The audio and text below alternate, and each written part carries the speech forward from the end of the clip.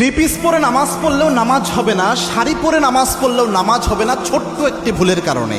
এই মাসালাটা মহিলাদের জানা উচিত এবং আরেকজনকে জানিয়ে দেওয়া উচিত, কারণ একজন নারীর জন্য নামাজের মতো গুরুত্বপূর্ণ আর কোনো ইবাদত হয় না। জান্নাতে যাওয়ার প্রথম শর্ত নারীর জন্য এই নামাজ। এবং কি আল্লাহর হাবিব সাল্লাল্লাহু আলাইহি ওয়াসাল্লাম জানিয়েছেন, আল মারআতু ইযা সাল্লাত খামসাহা ওয়া সামাত শাহরাহা ওয়া আতাআত বালাহা ওয়া হাফিজাত ফুরুজাহা।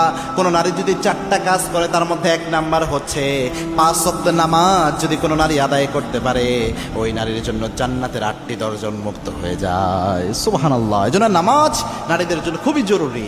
এখন নামাজ পড়ে নারীরা কষ্ট করে, নামাজের ইবাদত থাকলো, কিয়ামতের এই কঠিন ময়দানে যখন নারী দাঁড়ালো দেখলো সব আমল নামায় সব কিছু আছে, কিন্তু নামাজ যা পড়ছে কোনো কিছুই আল্লাহর দরবারে কবুল হয় নাই, তাহলে এর চেয়ে ব্যর্থতা আর কিয়ামতের দিন কিছু হবে না, এর চেয়ে হতভাগা হওয়ার মতো আর কিছু থাকতে পারে না।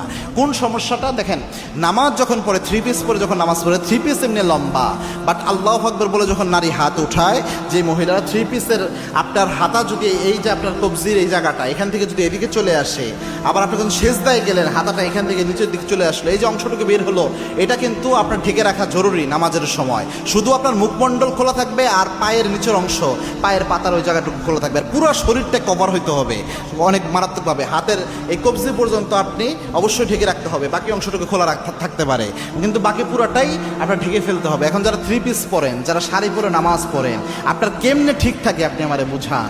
থ্রি পিস এবং অনেকে দেখবেন প্লাজো পরে, প্লাজো পায়জামা যেগুলো ওই যে একদম ঢিলে ঢালা, হালকা বাতাস আসলেও একটু পায়জামা উপরে দিকে উঠে যায়, টাকনুর উপরে উঠে যায়, এটা দিয়েও তো সঠিকভাবে নামাজ হয় না। এই জন্য উচিত হচ্ছে নামাজের আলাদা একটা কাপড় রাখা, একদম দেখবেন মাথা থেকে পা পর্যন্ত কভার করে এরকম কিছু কাপড় এখন বের হয়েছে, এরকম হেজাব বের হয়েছে, এরকম হেজাব পরে নামাজের একটা রাখেন, এটা পরে আপনি নামাজ পড়েন। এখন আপনার যদি শাড়ি থাকে, থ্রি পিস থাকে, অথবা লম্বা কোনো টি শার্টও থাকে, তাও সমস্যা হবে না যদি উপরে আপনি হিজাবটা পড়তে পারেন ইনশাআল্লাহ।